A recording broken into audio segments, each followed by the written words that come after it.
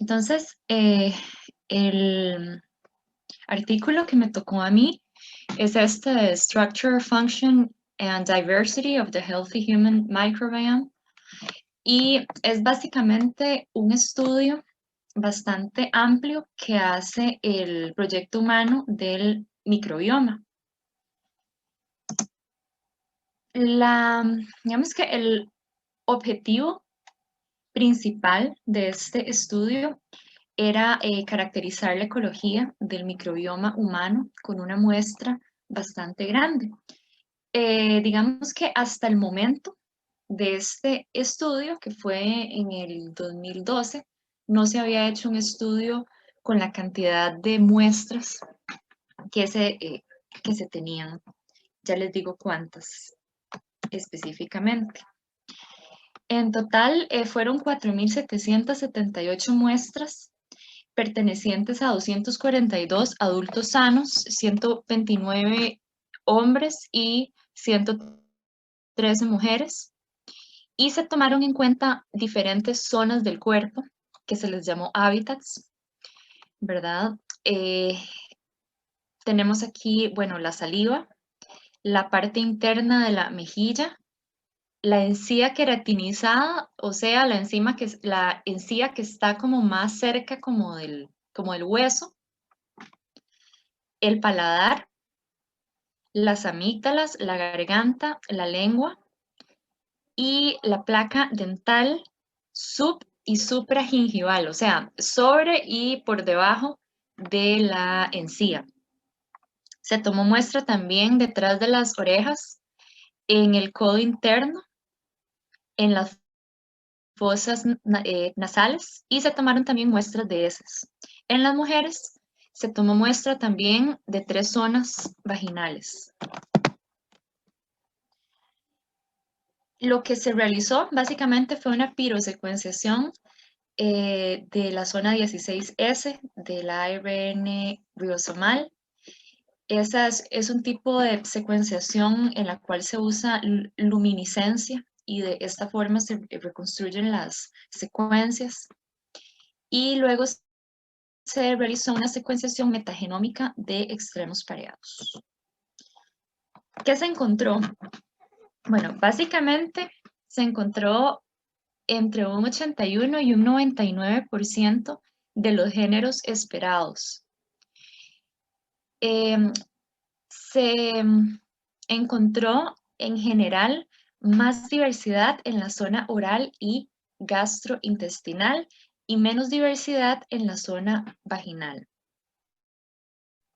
Esto en comparación con estudios previos que se habían hecho con muestras más pequeñas. Se definió la alfa y beta diversidad solamente como para repasar, ¿verdad? Porque este tema al menos yo no lo tenía como muy fresco.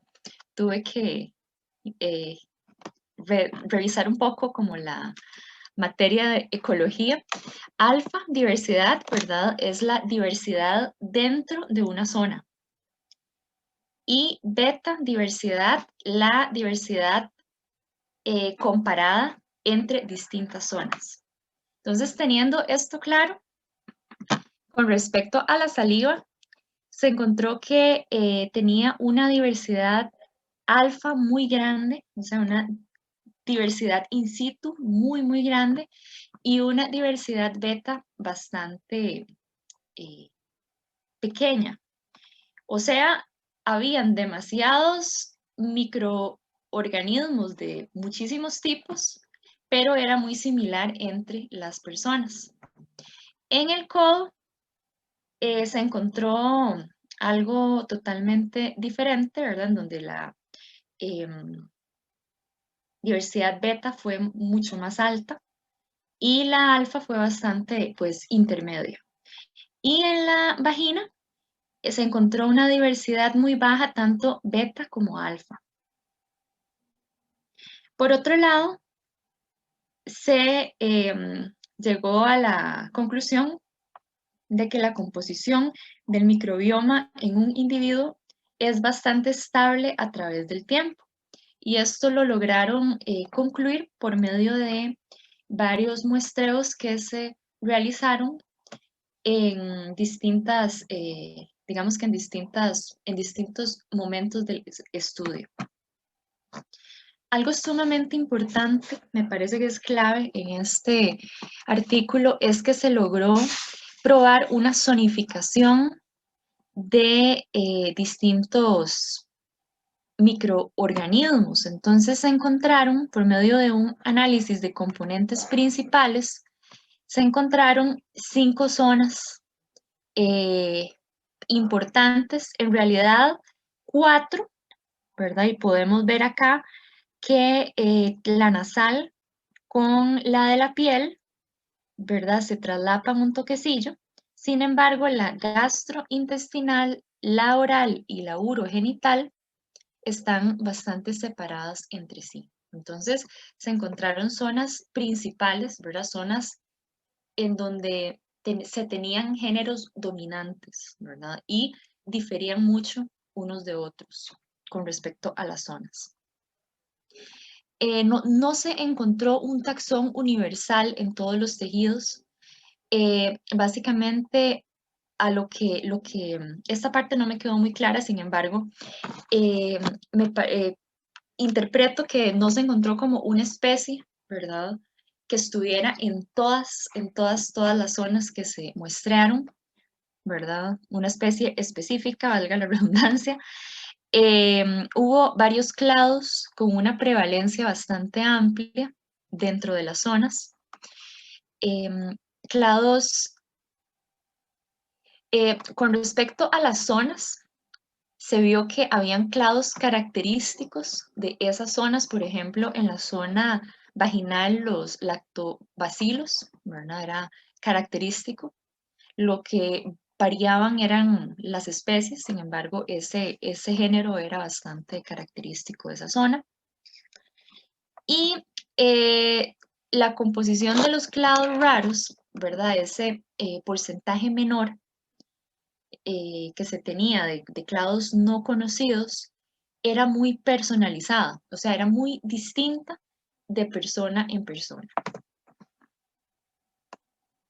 Acá podemos ver en esta figura que ellos adjuntan que, bueno, cada cuadrito de estos es una zona en particular y vemos que hay como una prevalencia de un tipo de bacteria, por ejemplo, en este caso, bacteroidetes en cada zona, ¿verdad?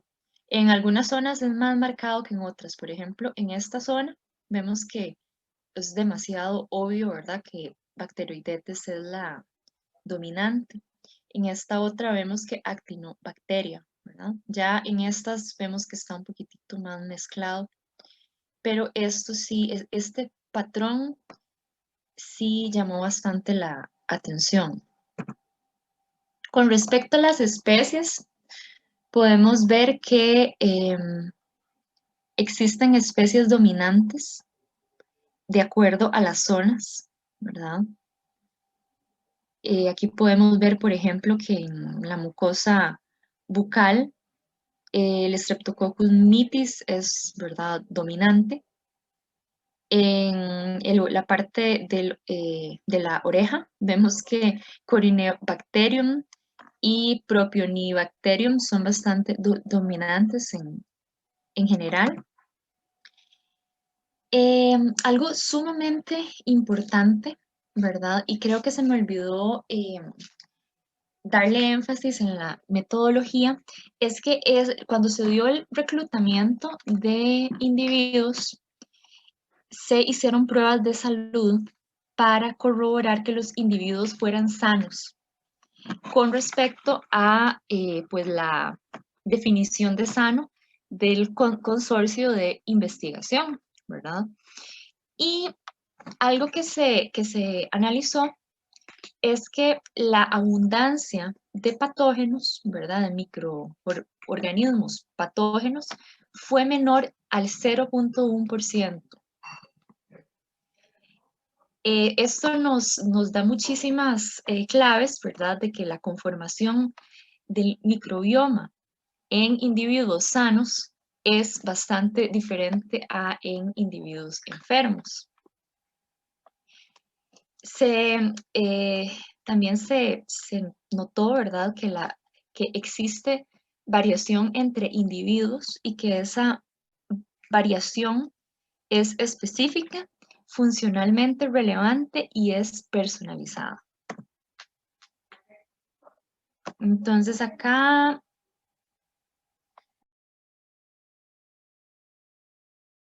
por ejemplo, podemos ver este género, el estreptococo, y podemos ver que acá en el eje X tenemos distintas muestras de la lengua, 127 muestras. Y entonces podemos ver que básicamente vamos a tener distintas abundancias del mismo género, pero en distintas especies.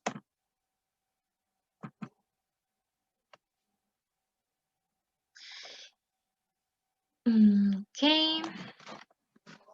Se encontró también una asociación inversa entre ciertas especies de bacterias en algunas zonas. Esto nos da indicios de relaciones de competencia y hasta de mutualismo también. Se encontró una correlación entre la diversidad taxonómica y la metabólica, una correlación positiva. Y la diversidad metabólica se midió por medio de la diversidad de proteínas encontradas en esas zonas. Algo muy interesante también es que distintos taxones están asociados a distintas etnias y que el pH vaginal está asociado a la composición, que esto tiene muchísima lógica, ¿verdad? Debido a las características adaptativas que tienen ciertas especies de bacterias. Se concluye en general, ¿verdad?, con este proyecto, que pues es una caracterización inicial bastante buena de la microbiota de adultos sanos occidentales. A pesar de que vemos que es un estudio bastante amplio, ¿verdad?, bastante numeroso en muestras y en análisis, es apenas un paso inicial para entender la diversidad del microbioma humano. Y algo también que surge acá es cómo se puede comparar estos resultados, que son únicamente de personas de Estados Unidos, con la población del mundo en general, ¿verdad? De distintas zonas del mundo, de distintas etnias. Y también algo que se menciona, no lo escribí acá, pero sí me parece importante destacarlo, es como eventos tales como la colonización, la migración, y yo podría meter también hasta la pandemia, cómo ese tipo de eventos pueden llegar a tener repercusiones muy importantes en la composición del microbioma humano. Muchas gracias. Días, yo les voy a comentar sobre este artículo que se llama Interactions between the Microbiota and Pathogenic Bacteria in the Gut, por Andreas Baumler y Vanessa Esperando. Este es un review bastante interesante. Entonces, bueno, primero voy a hablar algunas súper generalidades de este review. Como ya habíamos visto, el microbioma es súper importante en la salud humana y de otros animales, probablemente. Los cambios en el microbioma van a influir en qué tanta resistencia puedan tener a patógenos. Van a tener o no resistencia a ciertas infecciones. Y bueno, como habíamos visto también previamente, los antibióticos tienen un impacto bastante grande en la microbiota. Ahorita vamos a ver algunos ejemplos. Entonces, ¿qué es lo que pasa? Las bacterias patógenas explotan fuentes de carbono y nitrógeno que también se derivan de microbiota ya existente o de alguna microbiota que está emergiendo o así. Entonces, ya aquí empezamos a ver que es un sistema complejo, porque no solo es que las patógenas llegan a sustituir a la microbiota regular, sino que también se vale de algunos recursos que ellas mismas producen. Y también usan señales regulatorias para promover su crecimiento y regular su virulencia. Entonces, hay ciertas sustancias químicas que van a estar ahí en el tracto gastrointestinal que le van a decir a un patógeno como active su virulencia o esperes un poquito o así. Ok, bueno, este artículo trata la mayoría de estudios sobre estudios situados en el tracto gastrointestinal y menciona algo importante y algo interesante, que es que las condiciones, digamos, físico-químicas, bioquímicas, de ese tracto van a variar. Y también la microbiota. La microbiota va a estar variando en función de cada parte. Hay partes del intestino que son, que absorben mejor azúcares simples, hay otras que no. Entonces, la composición de la microbiota va a variar mucho en función de esas condiciones también diferenciadas. Y bueno, ¿qué pasa con los patógenos? Estos van a promover inflamación o algunas infecciones porque muchas veces alteran ese ambiente de la microbiota, y eso lo logran también valiéndose de ciertos sistemas que tienen fisiológicos para captar nutrimentos, también metales, y para poder abastecer sus necesidades metabólicas como la respiración. Y entonces el artículo habla un poquito sobre esas posibilidades de estrategias para manipular la microbiota y así, de alguna forma, contrarrestar el efecto de las enfermedades infecciosas. Un punto importante es que todos estos avances en parte se han dado gracias a la tecnología de secuenciación de nueva generación, que también permite, bueno, y las tecnologías en general que han surgido, que permiten también un análisis de transcriptómica. Entonces ahí vemos qué está ocurriendo a nivel de expresión de genes. Y aquí les traigo algo que se me ocurrió a mí. Eso es una analogía del mundo ecológico. Bueno, esto es de un libro de ecología. Y yo leyendo este artículo pensé mucho en las dinámicas ecológicas ya macroecológicas, tal vez las que sí podemos observar a simple vista. Y lo que pasa es que para una especie, por ejemplo, en este caso de planta, hay ciertos límites que están dados por estrés físico. Hay ciertas condiciones del ambiente que le impiden crecer, como exceso de luz o agua, más bien muy poca luz o agua, entre otras. Y hay otros límites que más bien están delimitados por competencia. Y leyendo el artículo y estudiándolo, me di cuenta que opera muy parecido las dinámicas ecológicas a nivel de la microbiota. ¿Por qué? Porque en las bacterias, inclusive las patógenas, en el proceso de intento de colonización, se ven con varios retos, entre ellos como abastecerse de sus necesidades fisiológicas, y eso tiene que ver con las limitaciones físicas de cuáles moléculas hay, cuáles no hay. Bueno, el artículo no habla mucho de pH, pero definitivamente pH y otras condiciones, y también más allá de si hay disponibilidad de ciertas fuentes de carbono y demás, también cómo puede interactuar o no con otros organismos que ya están ahí y que también están requiriendo ciertas moléculas y que también envían señales que inhiben o que promueven. Entonces hay una dinámica ecológica muy, muy interesante, que es lo que pude abstraer en general del artículo. Ok, entonces, la microbiota del tracto gastrointestinal se dice que es única a nivel de género y especie, pero a grandes rasgos está conservada a nivel de filo. Y está principalmente distribuida en estos 4 grandes grupos. En la presentación pasada vimos que en algunas regiones del cuerpo había muchos bacteroidetes, por ejemplo. Bueno, aquí también Firmicutes hay, Proteobacteria y Actinobacteria. Quizás son como los 4 predominantes. ¿Qué hay de los antibióticos? Bueno, los antibióticos van a alterar esa microbiota, evidentemente, y van a producir, en algunos casos, susceptibilidad a ciertas enfermedades.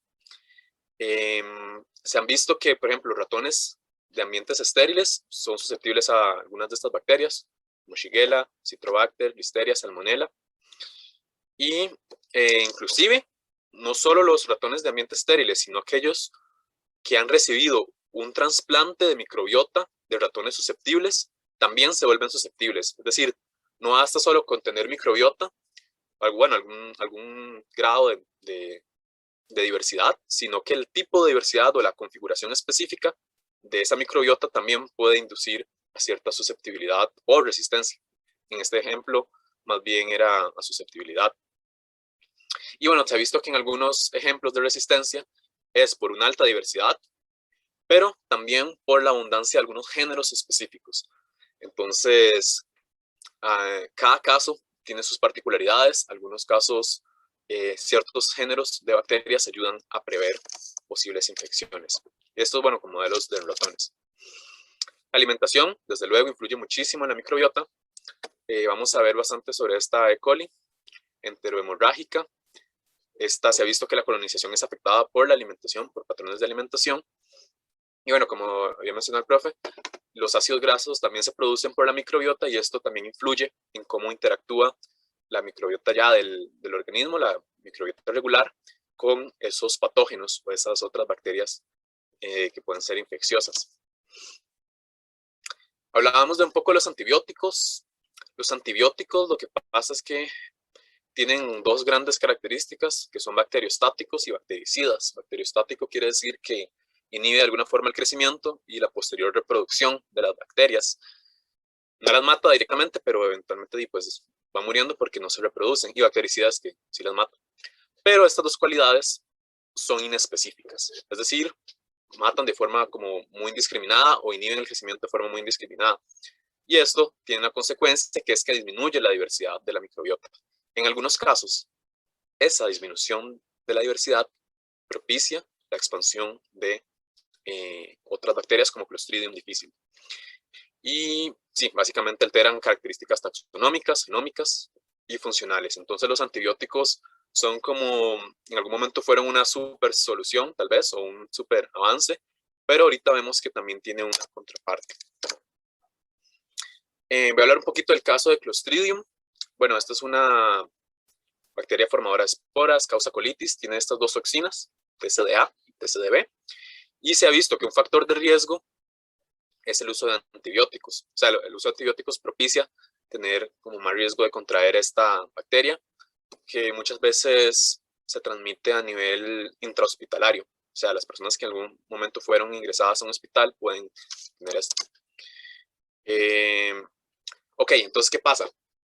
Tanto Clostridium difficile como Salmonella usan ácido ciálico.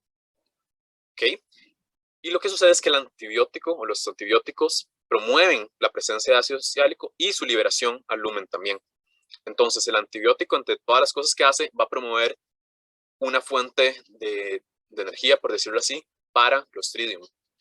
Y también aumenta la producción de succinato, que también aumenta el crecimiento de Clostridium. Entonces, muchas de estas modificaciones en la biodisponibilidad de ciertos nutrimentos se da por esta bacteria que está aquí, Bacteroides theta-iotao micron.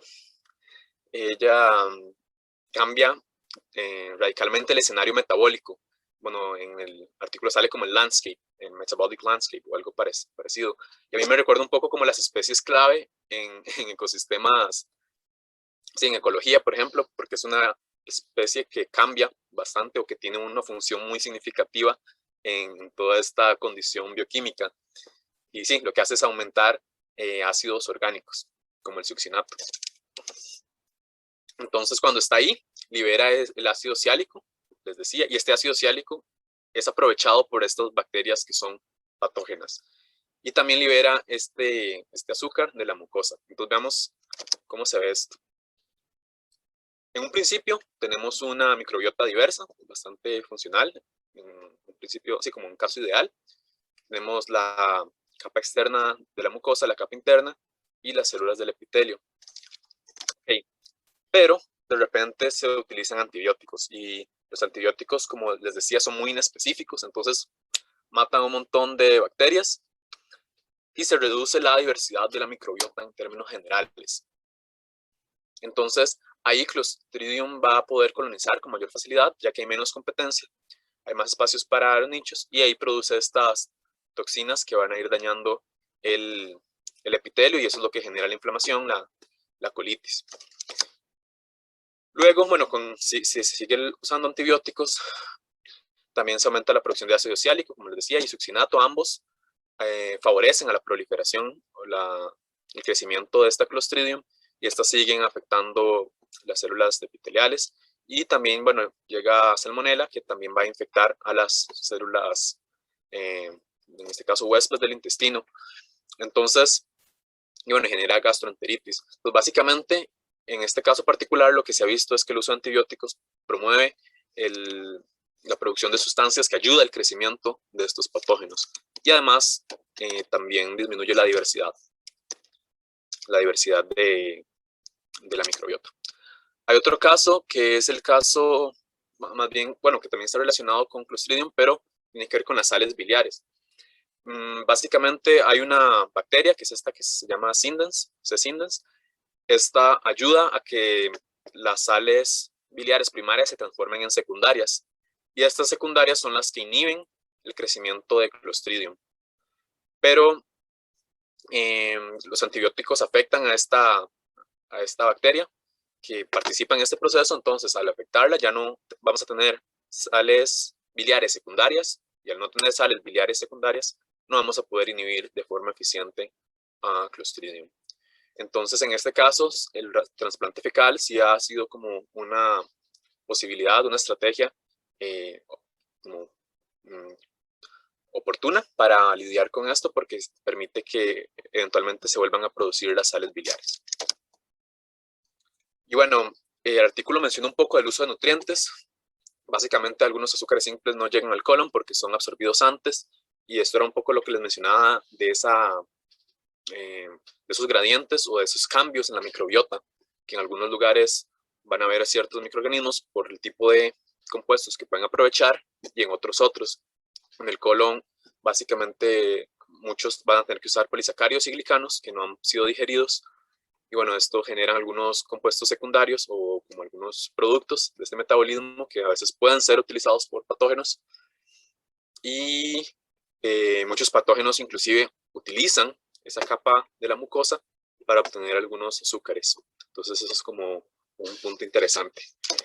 Luego voy a hablar un poco de este caso de E. coli enterohemorrágica, que esta es una cepa que también es problemática, causa algunas, bueno, es patológica. Esta se va a adherir al epitelio intestinal de los enterocitos, de las células de esta parte del tracto gastrointestinal. Lo curioso de esta bacteria es que, como les decía al principio, aquí se ve mucho la parte de la competencia, de las relaciones como ecológicas. Ella va a competir con la microbiota que ya está ahí. Y al estar como en ese proceso de competencia, de buscar un nicho, va a utilizar señales del entorno, algunas moléculas que están ahí, para modular su virulencia y de alguna forma para poder escoger, entre comillas, el momento más oportuno para expresarse. Entonces, los E. coli comensales son los principales competidores. Esos usan principalmente fucosa. Y esta E. coli enterohemorrágica más bien utiliza otros azúcares que los comensales no catabolizan de forma tan óptima. Entonces, lo que se vio, o lo que se reveló según algunos estudios, es que esta cepa patológica, si está compitiendo solo con una cepa comensal, con una cepa, digamos, de la microbiota, ella puede llegar a colonizar, puede llegar a establecerse. Pero si están tres cepas comensales, ya no lo logra. Entonces, lo que se puede deducir de ahí es que esas tres cepas de alguna forma logran como abarcar y cerrar como las posibilidades de un nicho. Logran como abarcar todo ese nicho ecológico más grande, y no le permiten a este establecerse, no le permiten como que explote algún nicho que queda por ahí. Entonces sí, básicamente cuando está sola, cuando es esta contra solo otra comensal, sí lo logra, pero si hay tres de estas de acá, hay menos nichos disponibles probablemente, entonces ella no logra colonizar. Y aquí hay como un esquema que resume este proceso. Aquí estamos con la E. coli enterohemorrágica. Ella, al percibir estas fucosas, estos azúcares, tiene un proceso de transducción de señal que inhibe la expresión del gen que utiliza para adherirse al enterocito.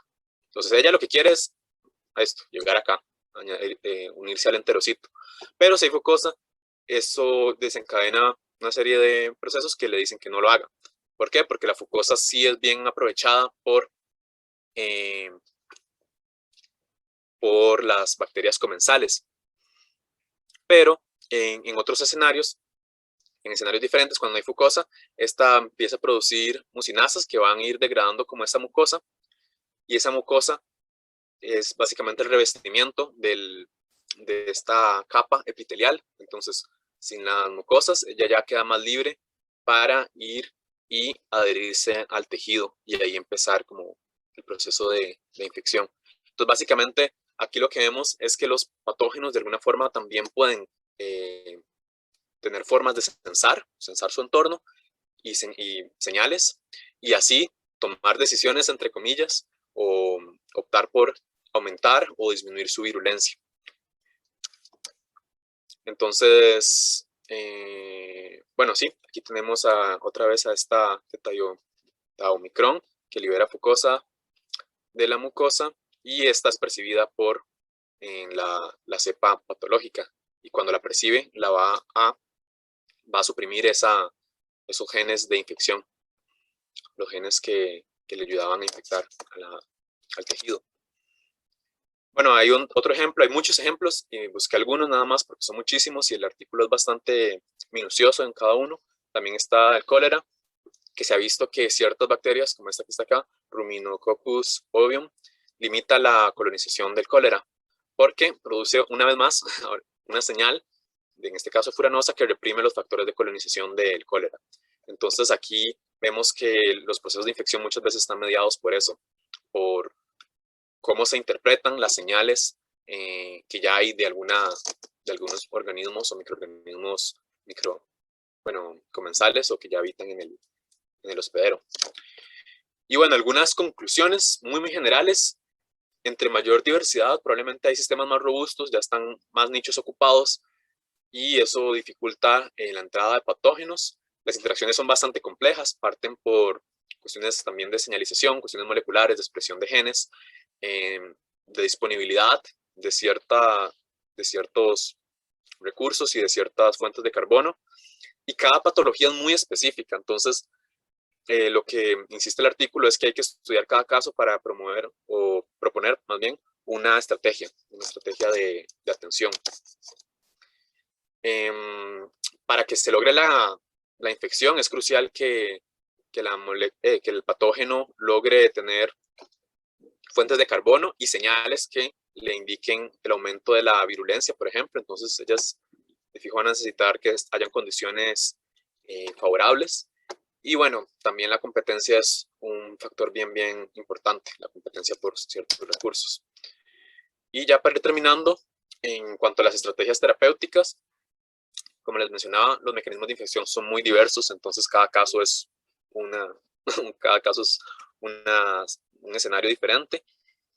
El trasplante fecal puede ayudar en algunas disbiosis, o sea, en algunos desbalances de la microbiota, pero esta complejidad y esta especificidad hace que se vuelva todo un reto generar intervenciones en la microbiota que sean como atinadas y que sean bien oportunas. Y algunas perspectivas para futuro que plantea el artículo es como la unión de la metagenómica y la matemática, investigación multidisciplinaria para combinar diferentes perspectivas y aportes de áreas distintas, y el uso de nuevas tecnologías también para hacer frente a todas estas infecciones por patógenos que están relacionados a la microbiota. Y con eso llego al final. Muchas gracias.